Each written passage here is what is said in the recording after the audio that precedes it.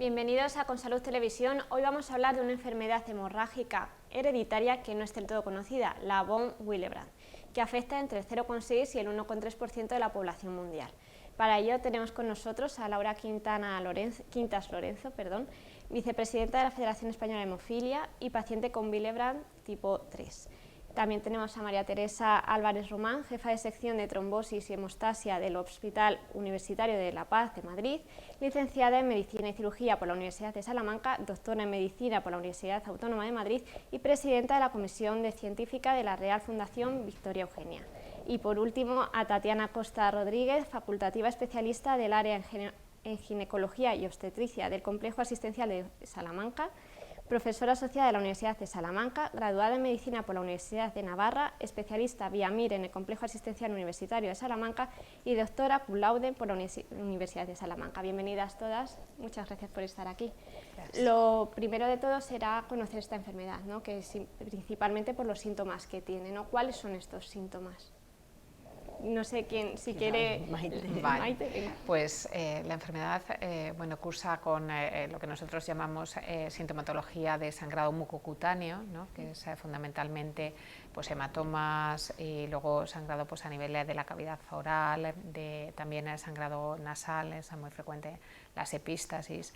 Y luego tiene fundamentalmente en las mujeres un problema importante con los sangrados menstruales, ¿no? Cuando llega la menarquia, y luego con otros problemas que tienen desde el punto de vista ginecológico, más incidencia de endometriosis, más incidencia de rotura de folículos hemorrágicos. Entonces, fundamentalmente los pacientes tienen sangrados con los hematomas, sangrados en la cavidad oral y sangrados a nivel de todas las mucosas. Y todo esto como paciente, ¿cómo os afecta en el día a día? Pues como no lo ha dicho Maite, pero es una enfermedad congénita, con lo cual en mi caso, al ser una tipología grave, se me diagnosticó de bebé. Y te vas acostumbrando a vivir con ello. Quizás lo más molesto, una vez controlas las hemorragias severas con el tratamiento adecuado, pues las epístasis y los sangrados mucocutáneos son muy molestos porque a veces no son fáciles de controlar. En este sentido, al ser una enfermedad hereditaria, ahora mismo el diagnóstico es bastante precoz, ¿no? O depende, ¿cómo es el diagnóstico? Pues depende, en los tipo 3, ¿no? En las formas más graves de la enfermedad, como decía Laura, sí que el diagnóstico suele ser precoz porque suelen tener sintomatología hemorrágica grave en los primeros años de vida, pero en el tipo 1, que es el más frecuente, que son las formas leves de la enfermedad, todavía hay mucho infradiagnóstico, incluso en nuestro país, ¿no? Hay mucho infradiagnóstico porque son pacientes que, además en la familia, están acostumbrados a que todos tienen hematomas y lo ven como normal, o que tienen las reglas muy abundantes y lo ven como normal. Y otras veces los diagnosticamos en los preoperatorios, un tiempo de los tiempos que piden en la coagulación, en la analítica que pide el anestesista, queda alterada. Y ahí, afortunadamente ahora hay consultas de preanestesia para evaluar el riesgo quirúrgico del paciente, entre ellos que tenga una buena coagulación, una buena hemostasia, y ahí muchas veces nos derivan al paciente. Son pacientes que hace años posiblemente se someterían a una transfusión en el contexto de la cirugía, de la intervención que se está realizando, porque se pondrían a sangrar, y ahora afortunadamente con las consultas de preanestesia y la derivación a hematología pues estamos más alerta de aquel paciente que tiene algún dato incorrecto en el preoperatorio, hacer un estudio más profundo. Pero a pesar de todo esto hay mucho infradiagnóstico. De hecho, por ejemplo, en ginecología hay muchas pacientes con sangrados menstruales abundantes, y si no hay una buena conexión entre el equipo de ginecología y el equipo de hematología, no lo derivan y esas pacientes se quedan ahí. El problema es que mucha mujer toma los sangrados menstruales abundantes como algo normal. El sangrar mucho ha sido aceptado por la población y no es algo normal. Hablamos normalmente de más de 80 mililitros en la práctica diaria, que es un sangrado que te incomoda, es muy difícil de medir. Hay muchos grupos españoles que trabajan en encuestas para poder definir estos 80 mililitros, pues el número de compresas o el número de copas. Entonces, lo primero es concienciar. El sangrado menstrual abundante no es normal, sobre todo en población joven, entre un 20 y un 40% puede esconder cualquier enfermedad hemofílica o otras parecidas. Incluso de estas de las que vemos, casi el 50% son por Willebrand. Entonces, si sangras abundantemente, pregunta. Y también hacia los médicos de cabecera y hacia las matronas, ¿no? Es algo que tenemos que tener en la cabeza. Claro, de ahí la importancia del abordaje multidisciplinar, ¿no? Y de la formación de distintos profesionales, ¿no? En ese sentido, ¿cómo está la situación en España? Tengo la gran suerte de que trabajamos en Salamanca muy de la mano de hematología. Entonces nosotros tenemos un protocolo conjunto donde evaluamos a los sangrados menstruales abundantes, se le hace test diagnósticos de coagulopatías y los tratamos de manera conjunta. Nos viene fenomenal porque muchas veces la primera línea que utilizamos de anticonceptivos no es suficiente para este tipo de pacientes que tienen estas patologías. Entonces poder apoyarnos en ellos, en otros tratamientos como la desmopresinal, ayuda mucho y hace que la calidad de vida de todas estas mujeres mejore considerablemente. Sí, yo creo que los equipos multidisciplinares, fundamentalmente, bueno, con ginecología nosotros tenemos protocolos, pero también, por ejemplo, a nivel de la población pediátrica, bueno, pues estos sangrados, las epístasis que justo decía Laura, es verdad que son muy molestas y bueno, y que muchas veces hemos tenido, bueno, pues problemas graves con ese sangrado nasal. Pues nosotros tenemos también protocolos con los otorrinos y hacer, bueno, pues un equipo multidisciplinar, tener protocolos, bueno, pues con aquellos especialistas que van a acudir estos pacientes. A lo mejor el médico de primaria lo va a derivar directamente al otorrino, directamente al ginecólogo, y tener protocolos con ellos y tener alertas en que, bueno, pues que piensen que puede tener algo hematológico si no se justifica por el sangrado a nivel local, pues ayuda mucho, ¿no? Y luego en los protocolos, como decía Tatiana, en los protocolos de abordaje terapéutico también nosotros trabajamos siempre bueno, pues con las mismas ginecólogas, tanto en los problemas ginecológicos como los problemas obstétricos. Entonces, bueno, pues ellas conocen perfectamente el protocolo de pedir una dosificación si la paciente es gestante a la 21 semana, para ver la estrategia de parto entre los dos, o todos los escalones que decía para control de la menorragia, ¿no? Pues primero ellos ponen estrógenos, anovulatorios, luego nosotros, bueno, pues si no es suficiente, pues ponemos otras medidas farmacológicas también. Y yo creo que, bueno, pues trabajar en equipo pues es una suerte, ¿no? Y para el paciente, bueno, pues le facilita todo mucho que sea un tratamiento integrado, ¿no? Entre todos.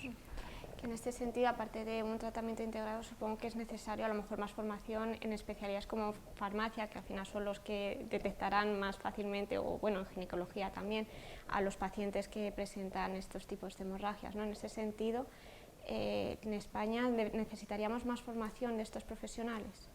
Sí. Yo creo que sí, que estamos en unos hospitales muy concretos que tienen, o sea, que se trabaja de forma multidisciplinar, pero quizá en otros no es así, ¿no? Un 20% de los tipo 1 de von Willebrand, la única manifestación que tienen a lo largo de su vida es un sangrado menstrual abundante. Lo pongo porque es que es muy fácil y es lo mismo, concienciar de que no es normal. Si partimos de esa base, luego lo demás va a ir rodado. Claro, los propios pacientes, ¿cómo notáis esa relación con los profesionales, la falta de formación que puede haber en algunos, el abordaje integral que hay en otros hospitales?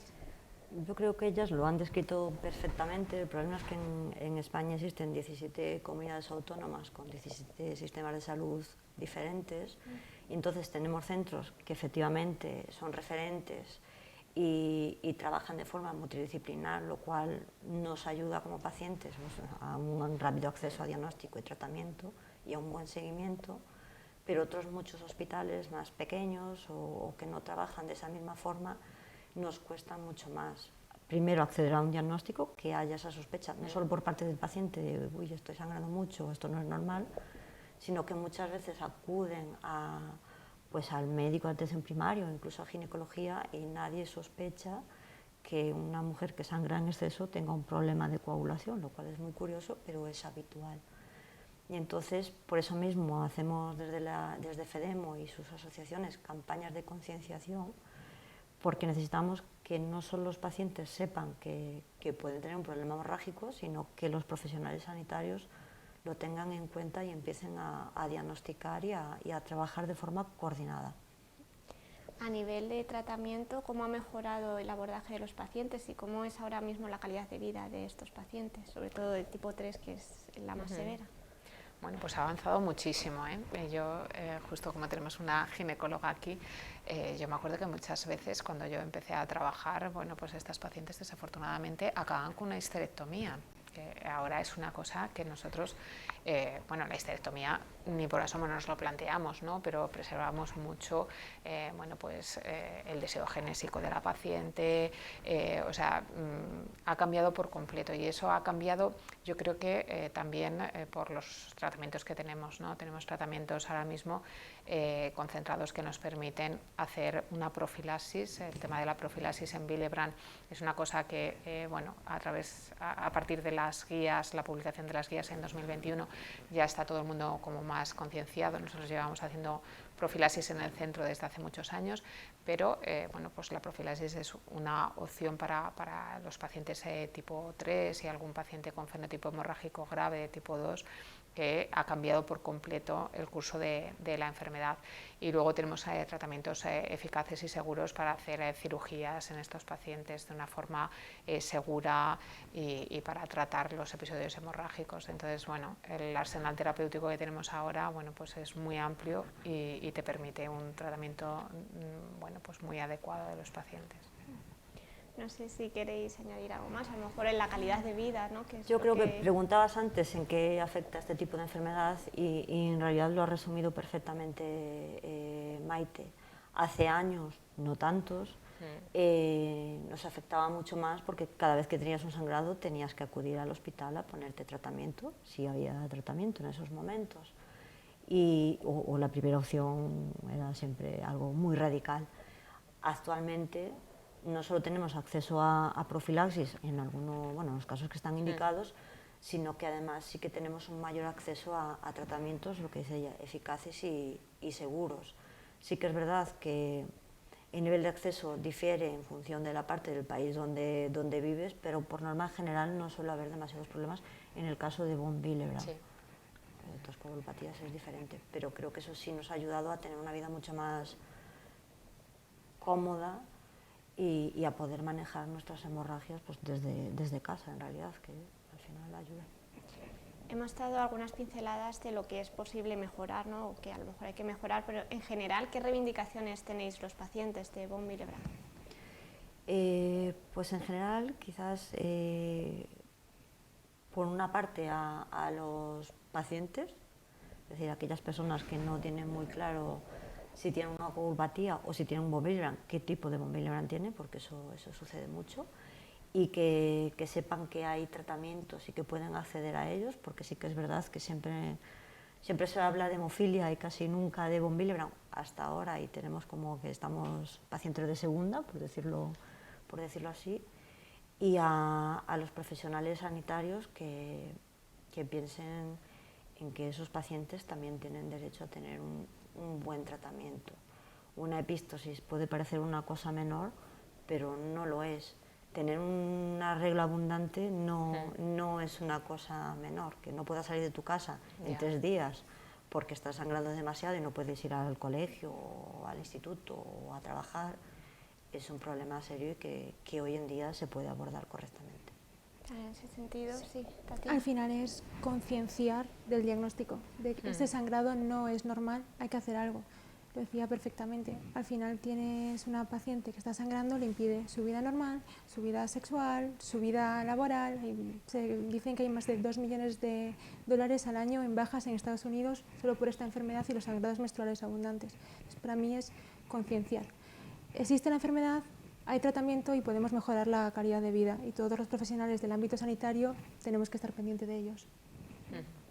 Que eso sería lo principal, ¿no? Las mejoras que están por venir, y tanto por parte de los pacientes, a lo mejor para visibilizar, y por parte de los profesionales para formarse entre ellos y animar al diagnóstico, ¿no? Sí, yo creo que bueno, lo han resumido perfectamente, ¿no? Yo creo que la calidad de vida de estos pacientes, si no se tratan bien, lo decía Laura y es verdad, ¿no? Es un drama cuando una niña con von Willebrand tiene la menarquia y tiene que faltar 3-4 días al colegio, muchas veces más tiempo, porque habitual. claro, de manera habitual eso la discrimina mucho con sus compañeros, es un drama, ¿no? Que esa niña la deriven a hematología o la deriven a ginecología y ginecología a hematología, y entre los dos consensuar un tratamiento para que pueda hacer su vida normal en una edad tan mala, ¿no? de esa mujer, pues es fundamental, ¿no? Yo creo que a nivel español, yo creo que somos afortunados tanto por los métodos diagnósticos, ¿no? El año pasado hacíamos bueno, pues una encuesta a ver cómo cambiaron las guías y fueron mucho más exigentes las guías a la hora de hacer el diagnóstico. Hicimos una encuesta a ver cómo estaban los hospitales de nuestro país, y los hospitales de nuestro país están diagnosticando con las técnicas que recomiendan las guías y con técnicas muy punteras. O sea que yo creo que el problema quizá sea la derivación de esos pacientes. Tenemos también en casi todos los hospitales o en todos fármacos muy seguros, muy eficaces, que permiten que la calidad del paciente con Willebrand sea buena, y lo importante, yo creo, es, para mí el gran problema sería el infradiagnóstico, esos pacientes que se quedan por ahí pululando y al final sangran en un quirófano o están sufriendo toda la vida con reglas abundantes y consideran que es normal, ¿no? El infradiagnóstico, y que los deriven, ¿no? Para poder hacer un buen manejo. Unido a eso, que exista registro de este tipo de pacientes, porque sí que es verdad que al final no sabemos realmente cuál es la incidencia, porque no se están diagnosticando adecuadamente ni registrando, salvo en cada hospital sus pacientes.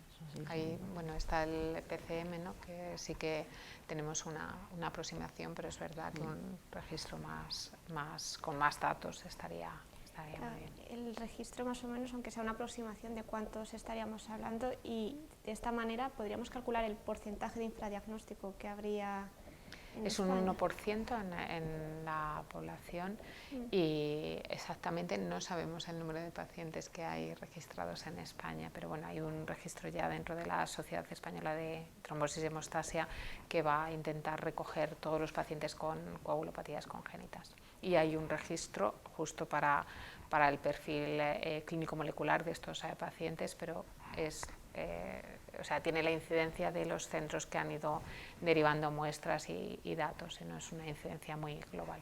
Pero yo creo que esto se va a solventar, esperemos que en el próximo año. Pues muchísimas gracias por estar aquí y visibilizar un poco más esta patología, que al final pues es muy desconocida, y a ver si se soluciona el infradiagnóstico de von Willebrand. Muchísimas gracias, de verdad. A ti. A ti.